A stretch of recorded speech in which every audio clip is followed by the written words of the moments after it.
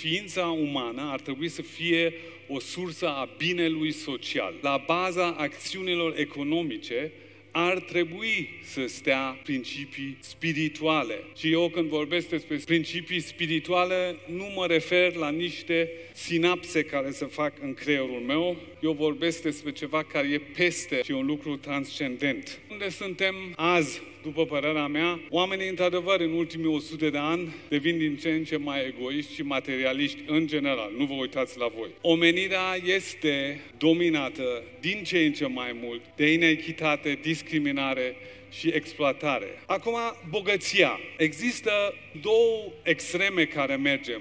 Știu că interesul egoist atrage prosperitate. Avem alții care zic, nu vreau această viață și se retrag în munți, devin călugări și demonizează banii, dar în același timp nu contribuie la binele societății. Soluțiile actuale însă sunt într-adevăr neadecvate pentru problemele actuale. Dar nu există nicio justificare pentru a continua să perpetuăm cu structuri, reguli și sisteme care eșuează în rolul lor de a servi intereselor întregii omeniri. Este timpul să ne îndreptăm atenția către obiectivele comune ale umanității și să căutăm inspirația în spiritualitate.